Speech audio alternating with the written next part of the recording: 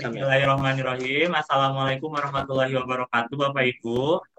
Waalaikumsalam Waalaikumsalam warahmatullahi warahmatullahi wabarakatuh. Ya, wabarakatuh. semua ya, Pak, Bu. Ya, Alhamdulillah. Bertemu Luar kembali biasa. bersama Oh, saya. Semoga tidak lupa dengan semangat, saya. semangat. Oke, agar pertemuan kita hari ini lebih berkah lagi, marilah kita berdoa dulu menurut kepercayaan masing-masing. Doa dipersilakan. Selesai. Ya, Bapak Ibu, luar biasa banget ya di siang hari ini walaupun penuh kegiatan tapi masih bisa menyempatkan untuk mengikuti pertemuan hari ini. Semoga pertemuan kita hari ini menghasilkan hal-hal baik buat pendidikan Indonesia. Amin ya, Bapak Ibu. Amin, amin. Oke, sebelum kita mulai ke materi, Bapak Ibu izinkan saya untuk pemanasan dulu mungkin ya Bapak Ibu. Dari tadi mungkin sudah agak pusing dengan kegiatannya. Nah, ini ada anak di sini kebetulan. Oke,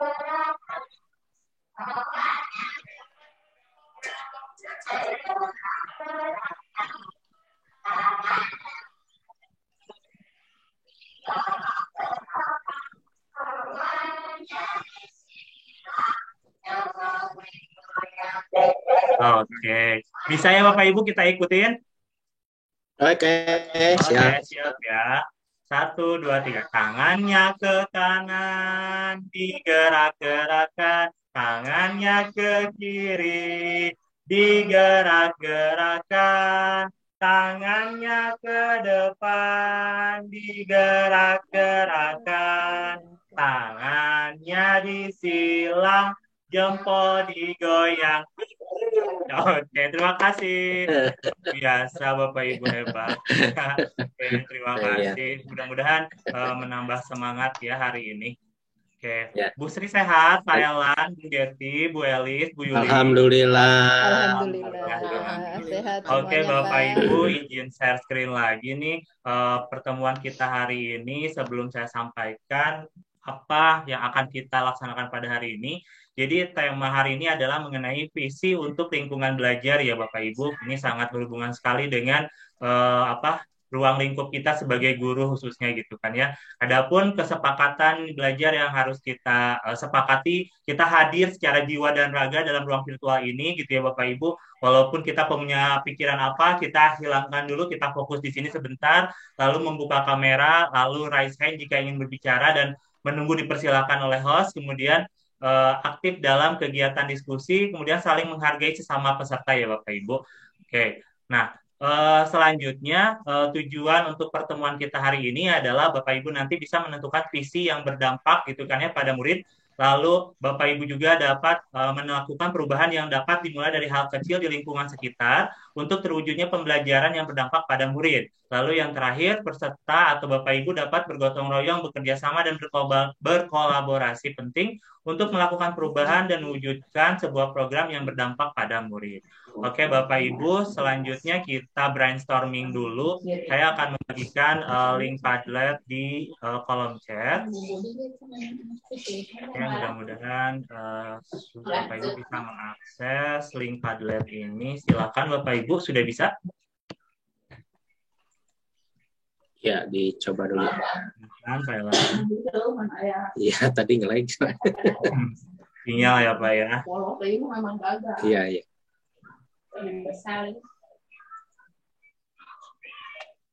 Iya, sudah bisa. Oke, terima kasih. Silakan Bapak Ibu mengisi beberapa pertanyaan di sini mengenai visi untuk lingkungan belajar.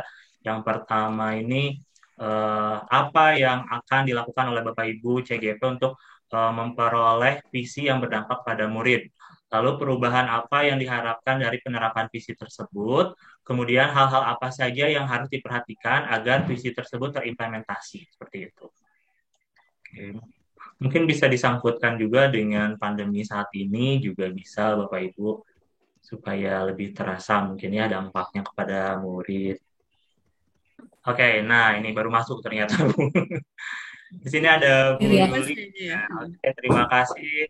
Berarti ini Bu Sageti yang pertama ya yang sudah menyampaikan bahwa apa yang akan dilakukan oleh Bapak Ibu untuk memperoleh visi yang berdampak pada murid yaitu mengetahui kebutuhan murid. Kalau Bu Elis berdiskusi dengan anak-anak, Lalu ada juga Pak Elan melakukan komunikasi dengan warga sekolah, kalau Bu Yuli melakukan observasi kebutuhan murid. Lalu untuk yang ketiga ini yang perubahan apa yang diharapkan dari penerapan visi tersebut. Kalau Bu Sageti ini berubahnya karakter peserta didik karena yang lebih baik.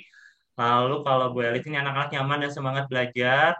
Lalu kalau ini Bu Sri perubahan cara berpikir bahwa semua dilakukan dengan berorientasi pada siswa. Lalu Pak Elan mewujudkan profil pelajar Pancasila. Di sini Bu Yuli murid belajar tentang yang disukainya dan dengan hati gembira. Oke, mantap jawabannya ya. Yang ketiga, hal-hal apa saja yang harus diperhatikan untuk mencapai visi tersebut itu ya. Yang ketiga, Bu Sageti menjawab bekerja sama dengan berbagai pihak yang terlibat, oke, dengan stakeholder terkait ya Bu ya. Bu Elis juga bekerja sama, lalu ada Pak Elan berkolaborasi dan bekerja sama, kemudian yang ketiga Bu Yuli bekerja sama juga betul ya antara stakeholder yang terkait. Sip, mungkin di antara 5 ini ada yang mau memaparkan lebih detail lagi mungkin jawabannya, silakan.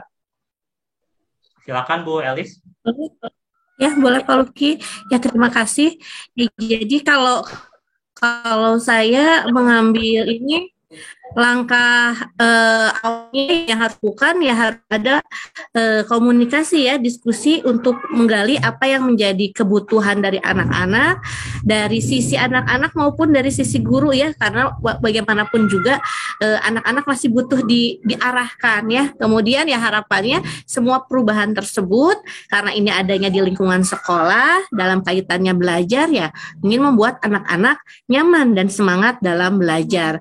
Ya, yang harus kita perhatikan ya kerjasama dari berbagai macam stakeholder ya, dari semua kalangan yang ada di sekolah, karena nggak bisa kita hanya berjalan sendiri. Terima kasih Pak.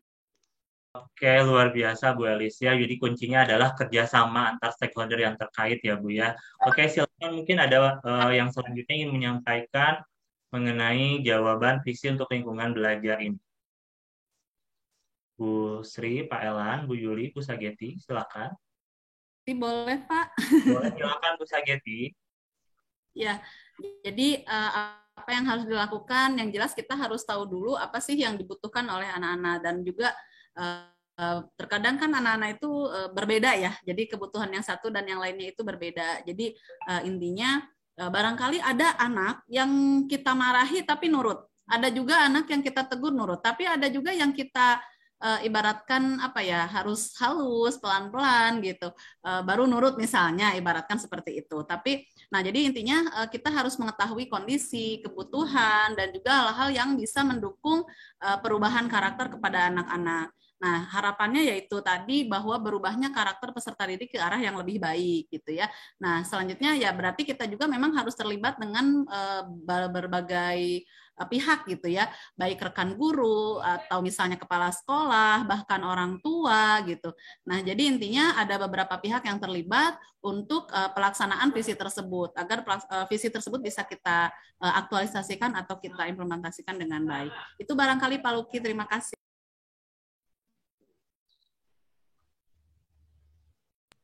Masih di mute Pak, mohon maaf. Ya, terima kasih Bu. Jadi kita harus tahu dulu kebutuhan muridnya apa gitu kan, baru kita bisa menentukan langkah selanjutnya seperti apa. Terima kasih Bu Sageti. Silakan Pak Elan sudah raise hand. Ya, terima kasih Pak Luki waktunya. Bismillahirrahmanirrahim. Assalamualaikum warahmatullahi wabarakatuh. Ya, sebetulnya sama gitu ya dengan rekan-rekan yang lain, langkah-langkah yang harus dilakukan. Di sini kan ditanyanya untuk memperoleh visi gitu ya, kita harus mengetahui dulu potensi apa yang dimiliki oleh sekolah, kemudian potensi apa dimiliki oleh siswa. Jadi kita melakukan komunikasi dengan warga sekolah, kemudian kita menggali atau menemukan apa yang ada di sekolah untuk bisa diberdayakan untuk siswa gitu. Untuk apa semuanya? Ya untuk mewujudkan siswa sebagai profil pelajar yang Pancasila. Di sana ada bertakwa pada Tuhan Yang Maha Esa, kemudian sopan dan sebagainya, kemudian ada memiliki pandangan perbedaan global, kemudian kreatif, mandiri gitu ya. Yaitu memang harus ada satu kerjasama gitu ya, kerjasama untuk mewujudkan visi-visi tersebut. Demikian Pak Luki, terima kasih. Assalamualaikum warahmatullahi wabarakatuh. Assalamualaikum warahmatullahi wabarakatuh. Terima kasih Pak Elan. Jadi tadi Pak Elan mengungkapkan bahwa kita harus tahu aset dulu ya Pak ya, aset yang ada gitu kan, seperti itu. Terima kasih Pak Elan. Selanjutnya mungkin Bu Sri atau Bu Yuli ingin mengungkapkan pemikirannya. Boleh saya Pak? Silakan Bu Yuli. Ya, terima kasih atas kesempatannya Pak Luki. Saya ingin memberikan pendapat saya mengenai visi untuk lingkungan belajar. Memang yang pertama kali kita lakukan yaitu kita harus tahu dulu apa yang murid-murid kita butuhkan dan apa potensi-potensi yang dimiliki oleh murid kita. Kemudian langkah selanjutnya yaitu perubahan ini diharapkan untuk apa gitu. Pastilah supaya perubahan ini hasil akhirnya yaitu supaya anak-anak itu bisa melakukan pembelajaran, melakukan kegiatan pembelajaran dengan hati yang gembira, terutama di anak-anak TK yang seperti saya ajarin. Ini kalau misalnya mereka tidak gembira pasti tidak mau melakukannya, apalagi di zaman pandemi seperti sekarang ini kan ya, melakukan pembelajaran dengan blended learning, ada yang datang di sekolah, besoknya libur, berarti besok anak-anak harus PJJ itu. Kendalanya di kegiatan PJJ-nya ini. Di PJJ ini kalau misalnya bu guru tidak bisa memberikan, tidak bisa mengarahkan pembelajaran yang menyenangkan buat murid, itu pasti murid akan jenuh dan bahkan tidak mau untuk melakukan PJJ gitu ya, melakukan kegiatan belajarnya.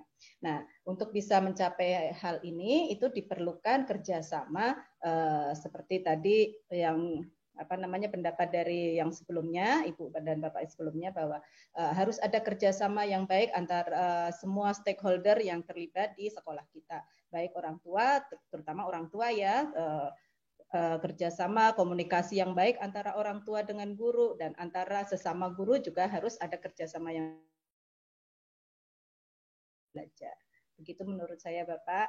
Terima kasih Pak Luki. Terima kasih Bu Yuli, luar biasa ya. Jadi kita harus tahu dulu mengobservasi kebutuhan peserta didik kita ya Bu Yuli ya, baru kita bisa menentukan langkah apa yang akan kita tuju selanjutnya. Mungkin dari peserta terakhir silakan Bu Sri. Ya, terima kasih Pak Luki. Sama-sama Bu Mami.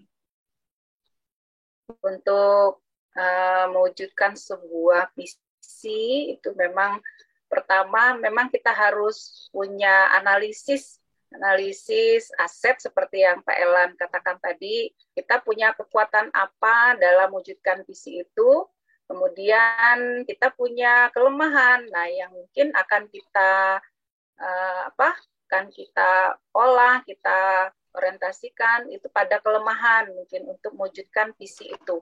Jadi apa sih yang akan menghambat terwujudnya visi yang kita buat, itu yang harus ada pada program-program kita. Jadi sebelum kita mengerjakan, mewujudkan visi kita baiknya kita punya sebuah analisis kepada potensi ataupun aset dari siswa, guru kita, kemudian komponen seluruh yang ada di sekolah.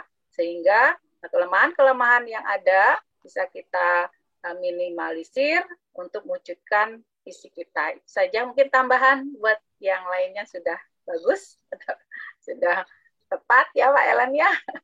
Bu Elis juga, bisa gitu juga, Bu Yuli juga ya. Terima kasih. Terima kasih Bu Sri. Tadi Bu Sri melengkapi ya bahwa betul sekali tadi yang dikatakan pembicara sebelumnya mengenai aset untuk mewujudkan visi ini gitu ya Bapak Ibu. Oke Bapak Ibu, izinkan saya untuk melanjutkan share screen lagi. Tadi kita sudah menjawab pertanyaan pemantik dan sudah melakukan diskusi ya Bapak Ibu mengenai visi yang akan kita tentukan itu kan di lingkungan sekolah kita Bapak Ibu.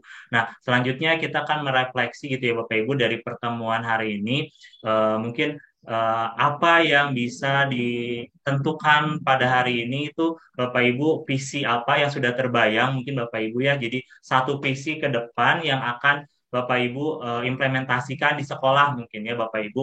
Mungkin yang sudah kepikiran nih boleh langsung buka open mic gitu kan ya untuk mengungkapkan visi apa nih satu saja Bapak Ibu yang sudah ada di benak Bapak Ibu yang ingin diimplementasikan di sekolah kita. Mungkin silakan Bapak Ibu.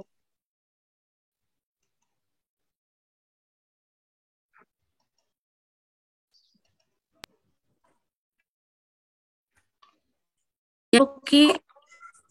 Ya, silakan. Mangga Bu. Ya. Oh, mangga Bu Sri aja, Bu Sri silakan Bu Sri. Rilis aja, saya baru saja kan tadi. Ya, kalau saya sih ketika berbicara ini yang saya pikirkan adalah sekolah yang ramah anak. Jadi visi saya adalah sekolah ramah anak, Pak. Oke, siap Bu Elis. Visinya adalah sekolah ramah anak ya Bu ya. Siap Bu Elis, terima kasih. Mungkin selanjutnya Bu Sri, silakan Bu Sri.